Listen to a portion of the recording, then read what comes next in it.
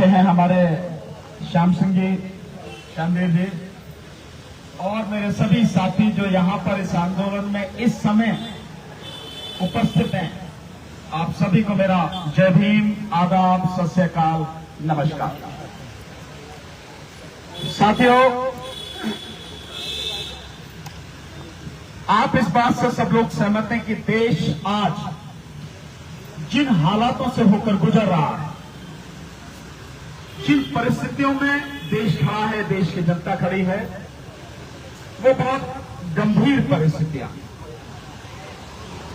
मेरी कैलकुलेशन है और जिसे मैं बार बार कहता हूं, वर्तमान सरकार इस देश के 120 करोड़ लोगों को गुलाम बनाना चाहती है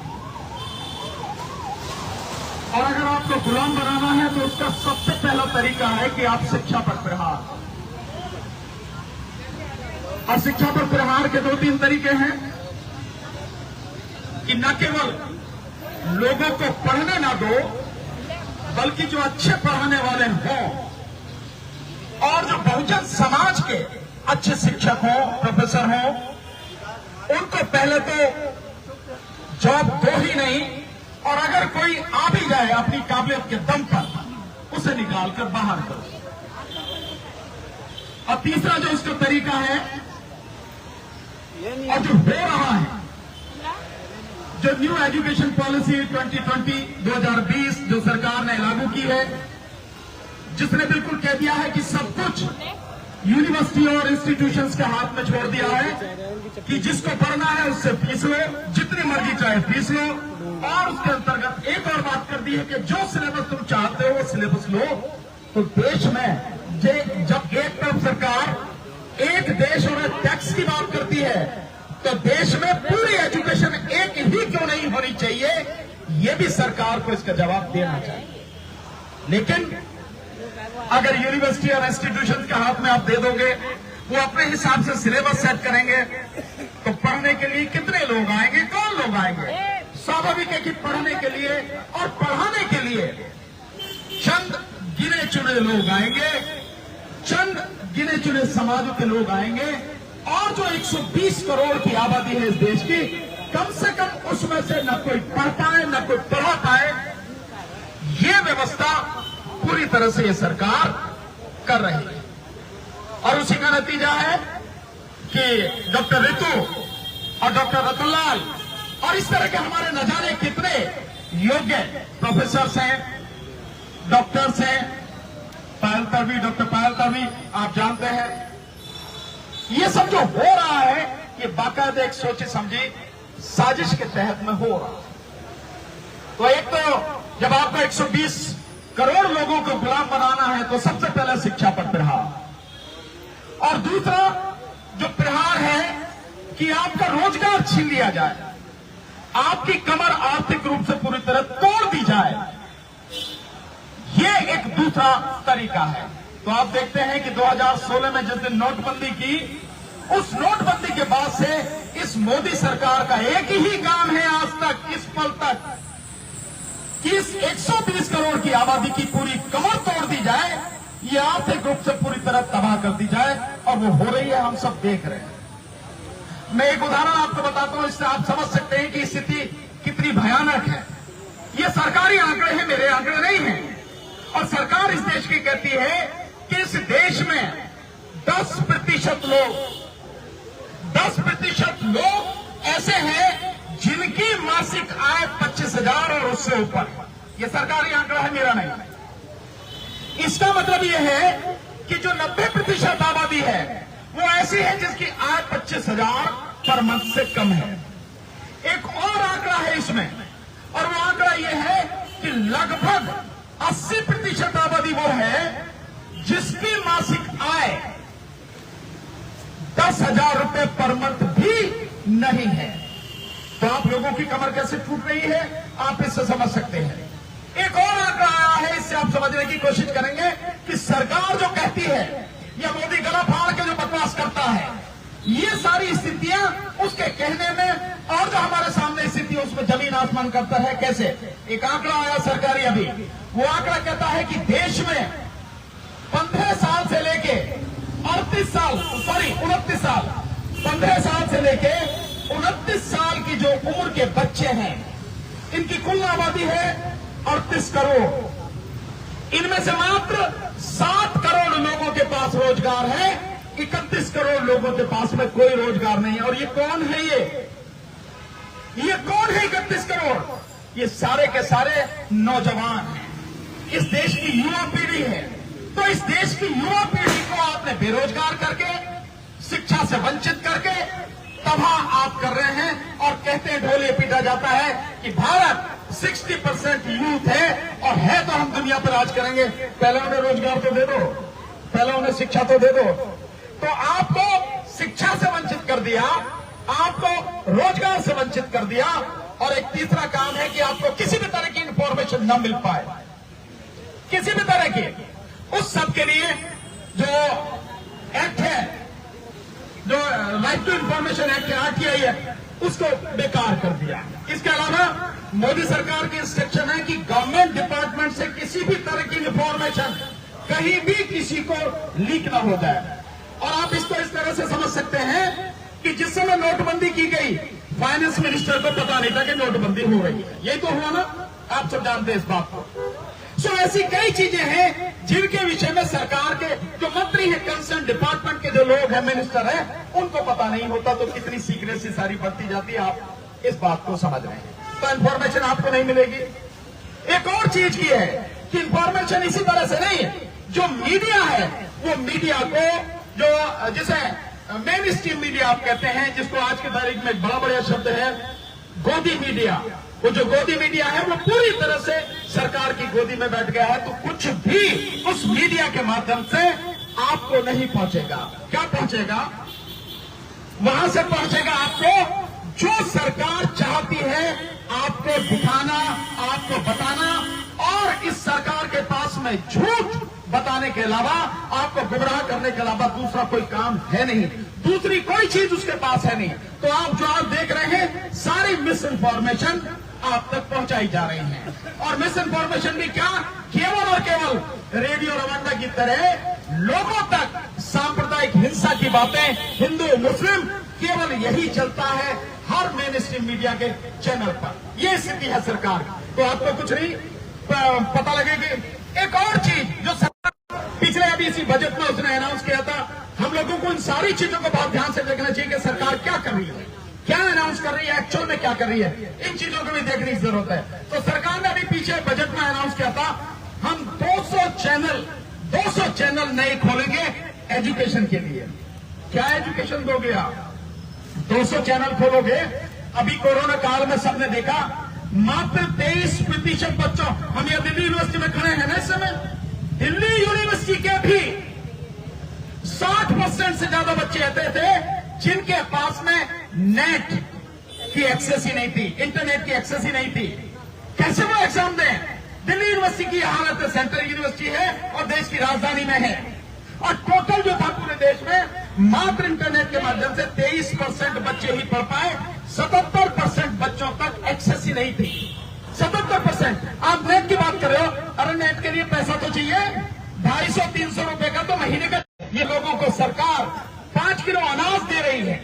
उस देश में आप लोगों से उम्मीद कर रहे हैं कि वो नेट की एक्सेस कर लेंगे क्या? वो जो 20,000 का 25,000 का मोबाइल आता है, जो लैपटॉप आता है, क्या उसे ले लेगा वो? और वो नहीं होगा तो उसके पास एजुकेशन कहां से पहुंचेगी? इसके अलावा भी अगर मान लेते हैं एजुकेशन पहुंचेगी, तो 200 चैनल आप चला रहे हो एजुकेशन के लिए, क्या एजुकेशन दोगे आप? एजुकेशन वही दोगे जो तुम चाहते हो। और वो क्या चाहते हैं? वो मनुवादी व्यवस्था को इस देश में लागू करना चाहते हैं। उसी के लिए तो सारे काम कर रहे हैं। वो क्या चाहते हैं? इस देश में हिंदू राष्ट्र की स्थापना करना चाहते हैं। क्या चाहते हैं? 120 करोड़ लोगों को गुलाम बनाना चाहते हैं। क्या चाहते हैं? लोगों को उनकी नागरिकता खत्म करना चाहते हैं। यही तो चाहते हैं। और इसी को वो सारा उसी चैनल के माध्यम से देंगे, आपको लोगों तक पहुंचाएंगे। तो ये है सरकार की नीति। जैसे आज का मीडिया, गोदी मीडिया, सरकार का फोपो बनके, सरकार का प्रवक्ता बनके जो सरकार चाहती है वो ही केवल कह रहा है, उसके अलावा कुछ नहीं कह रहा। कोई इंफॉर्मेशन आपको मिल रही है? कोई इंफॉर्मेशन आपको नहीं मिलेगी। तो मीडिया ये कर रहा है, 200 चैनल खोल के भी आप यही करोगे। इसका मतलब यह है कि देश की तबाही के बर्बादी के सारे इंतजाम आप कर रहे हैं। ये स्थिति सरकार की है। तो आप गुलाम बनाना है तो मैंने बताया आपको एजुकेशन खत्म, रोजगार खत्म, इंफॉर्मेशन खत्म और मीडिया खत्म। फिर आप क्या करेंगे? यही काम ये सरकार कर रही है। ऐसे में जब आप जनता समझेगी नहीं और जनता सड़क पर नहीं आएगी, अपने अधिकारों के लिए लड़ेगी नहीं, तब तक कुछ बचने वाला नहीं। मैं बार बार इस बात को कहता हूं, लगातार पिछले 5 साल से बात कर रहा हूं। आज की लड़ाई राजनेताओं की लड़ाई नहीं है। आज की लड़ाई आपके नेताओं की नहीं है। कोई नेता नहीं बनेगा आपकी लड़ाई लड़ेगा। सारे के सारे बंधु मजदूर है जिस पार्टी के हैं, सारे के सारे गुलाम हैं, सारे के सारे निकम्मे हैं, स्वार्थी हैं। समाज का कुछ उन्हें दर्द नहीं है, समाज से कोई लेना देना उनका नहीं है। ये लड़ाई आपकी है। नेता का कुछ नहीं बिगड़ता, चाहे वो सरकार में रहे, चाहे वो विपक्ष में रहे, चाहे जीते या ना हारे, कुछ भी हो, नेता का कुछ नहीं बिगड़ता। वो सब अपनी मैनिपुलेशन करते हैं और इतना लूट लेते हैं तो उन्हें कोई फर्क नहीं पड़ता। फर्क किसको पड़ेगा? आम जनता को फर्क पड़ेगा। फर्क किसको पड़ेगा? इस देश के जो पढ़े लिखे लोग हैं, जो काबिल लोग हैं, उनको फर्क पड़ेगा। फर्क पड़ेगा डॉक्टर रितु जैसे लोगों को, फर्क पड़ेगा डॉक्टर जो रतनलाल जी हैं ऐसे लोगों को, इनको फर्क पड़ेगा। और साथियों, इनके अलावा और भी जो काबिल लोग हैं उन पर फर्क पड़ेगा, उनको आने नहीं दिया जाएगा। मैंने कल एक उदाहरण अपने पिताजी का बताया था, उसमें एक चीज और ऐड करता हूं। जब हाई कोर्ट से हम केस जीत गए, पापा की रिटायरमेंट की उम्र हो गई 98 में, उसके बाद वो जजमेंट आया, हम जीत गए। उसके बाद में हाई कोर्ट अपने ही फैसले के खिलाफ सुप्रीम कोर्ट में गई। सुप्रीम कोर्ट में जस्टिस लाहौटी ने बड़ी लताड़ लगाई। उन्होंने कहा कि शर्म आनी चाहिए आपको कि हाई कोर्ट अपने ही फैसले के खिलाफ यहां सुप्रीम कोर्ट में आई है। और हाई कोर्ट कह रही है जो आप उसकी मंत्री जो उसकी रिपोर्ट देते हैं उसमें बाकायदा आप कह रहे हैं कि इस आदमी की परफॉर्मेंस आउटस्टैंडिंग है, बावजूद उसके तुम यहां आ रहे हो। तो सुप्रीम कोर्ट ने हमारे फेवर में किया। एक और बात जो पिताजी ने वो डाला की थी कि मेरा एलिवेशन एज हाई कोर्ट जज होना चाहिए, वो हमारे उस मुकदमे के बाद तब आया जब 2 साल बाद पापा की उम्र 62 साल की हो गई। सुप्रीम कोर्ट ने कहा 62 की जब उम्र हो गई, उसके बाद ने कहा कि आप बिल्कुल सही करें, आपको 91 में हाई कोर्ट जज बना देना चाहिए था। लेकिन अब क्या करें, अब तो आपकी उम्र 62 साल की हो गई, अब हम कुछ नहीं कर सकते, इनफ्रैक्चर्स हो गई। ये है मानसिक रूप से जो गंदगी दिमाग में फैली हुई है, जाति के नाम पर, धर्म के नाम पर। और जिस तरह से जाति और धर्म के नाम पर हम सबको, हमारे समाज के जो लोग हैं, इस शोषित पीड़ित समाज के जो लोग हैं, इस बहुजन समाज के जो लोग हैं, SC, ST, OBC और माइनॉरिटी के जो लोग हैं, उनको कहां कहां किस किस स्तर पर रोका जाता है, कैसे रोका जाता है, वो स्थिति हमारे सामने है। आपको न्याय न तो आपको यहाँ पे मिलेगा, नेताओं के पास मिलेगा, न तो सरकार देगी, न कोई और प्रशासन देगा, और न ही अदालतें आपको इंसाफ देंगी। इसलिए इंसाफ अगर आपको चाहिए, अपनी पीढ़ी अगर आपको बचानी है, डॉक्टर रितु और डॉक्टर रतनलाल जैसे लोगों के साथ कुछ न हो सके, इनको बाकायदा जिसके हकदार हैं वो हक इन्हें लगातार मिलता चला जाए, हम लोगों को सड़क पर उतरना पड़ेगा। और आज नहीं तो कल, मेरी बात अगर समझ में नहीं आ रही, यहाँ से जो लोग बोल रहे हैं उनकी बात समझ में नहीं आ रही, भाई महमूद पराचा की बात समझ में नहीं आ रही, तो आज नहीं आएगी तो कल आएगी, कल नहीं आएगी तो परसों आएगी। लड़ोगे तुम जरूर, आज नहीं लड़ोगे तो कल लड़ोगे, कल नहीं लड़ोगे तो परसों लड़ोगे, परसों नहीं तो पहले दिन। बेहतर ये होगा अगर अभी समय रहते लड़ लोगे तो आने वाली पीढ़ी के लिए कुछ बच जाएगा, अन्यथा तो कत्लेआम होना ही है। जिस तरफ सरकार ले जा रही है, इस देश में गृह युद्ध पक्का है। 2024 का इलेक्शन के बाद उसका नजारा आप देखना। आज जो बात मैं यहाँ कह रहा हूँ, दिल्ली यूनिवर्सिटी के गेट पर खड़ा होकर आप देखना, अगर मोदी 2024 में जीत के आ गया तो देश का क्या हाल 1 साल के अंदर अंदर, यानी 2025 से पहले क्या हाल होगा, अपनी आंखों से आप देखना। ये स्थिति है और ये बड़ी गंभीर स्थिति है साथियों। हमें इस सारी स्थिति को बदलना पड़ेगा और लड़के बदलना पड़ेगा। एक और उदाहरण बताता हूं, मेरा सबसे छोटा भाई, देखिए बेईमानी कहां कहां होती है, डॉक्टर रितु सुने केवल आपके साथ नहीं, बेईमानी कहां कहां होती है। मेरा सबसे छोटा भाई है, बहुत काबिल बच्चा है, उसका उत्तर प्रदेश ADG के लिए, एडिशनल डिस्ट्रिक्ट एंड सेशन जज के लिए, उसने जो जनरल के नंबर आते हैं उनसे ज्यादा प्री में लिया, जनरल के जितने नंबर आते हैं मेंस में उससे ज्यादा लिया। लेकिन इंटरव्यू में 250 नंबर का इंटरव्यू 80 नंबर कंपलसरी कर रखे हैं। उसमें जानबूझकर 70 नंबर दिए और एक लड़की जो जनरल समाज की थी गई और 2 मिनट में रोते ही बाहर आ गई, उसको 160 नंबर मिले और मेरे भाई को 80 के बजाय 70 नंबर दिए तो वहां से बाहर ही कर दिया। हमने लड़े, हम हाई कोर्ट तक गए, सुप्रीम कोर्ट तक गए, लेकिन हर जगह मानसिकता वही है और मेरे भाई का सिलेक्शन नहीं हुआ। जानबूझकर रोका गया, नहीं तो मेरा भाई अब से 3 साल पहले एडिशनल डिस्ट्रिक्ट सेशन जज बन गया होगा। मैं आपको आप बीती बता रहा हूं, कोई कहानी नहीं सुना रहा, किसी की कही हुई बात नहीं बता रहा, मैं आप बीती इन सारे अन्यायों को, अत्याचारों को हम रोज देख रहे हैं।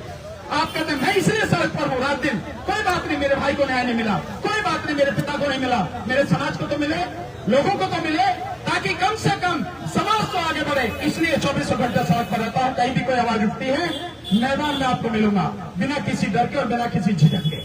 ये स्थिति है साथियों, इसे हमें लड़ना, इसलिए हमें लड़ना।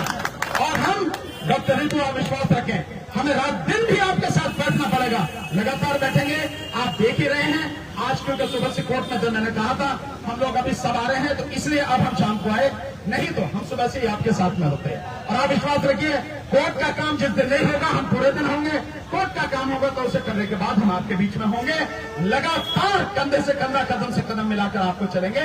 और इस बात से आप बिल्कुल बेफिक्र रहिए, अगर आपने तय कर रखा है तो निश्चित रूप से जब तक आपको न्याय नहीं मिल जाएगा, और ये जो सविता राय है जो प्रिंसिपल है दौलत राम कॉलेज की, जब तक इसको आप सस्पेंड जो लिखा है इसको हटाओ, सस्पेंड को, उसका डिसमिसल बिल्कुल टर्मिनेशन उसका जब तक नहीं होगा तब तक हम यहां से उठने वाले नहीं हैं। क्योंकि ऐसे नकारा लोग, ऐसी जातिवादी मानसिकता के लोग, इनका और यूनिवर्सिटी जैसे एजुकेशन जैसे डिपार्टमेंट में रहना अपने आप में देश के लिए बहुत ही दुखद है, बहुत ही गंभीर परिस्थिति है और बहुत ही शर्म की बात है। इसलिए ऐसी गंदगी को साफ करना हम सबकी जिम्मेदारी है और हम कदम से कदम मिलाकर इस लड़ाई को लड़ेंगे साथियों। कल या परसों जब मैं आऊंगा तो आपको बताऊंगा कि किस किस तरह से संविधान को कहां से इन्होंने खत्म किया है, डैमेज किया है, बाकायदा उदाहरण से आपको हर चीज बताऊंगा। आज के लिए इतना ही। जय भीम, नमो बुद्धाय, आदाब, सत श्री अकाल, नमस्कार।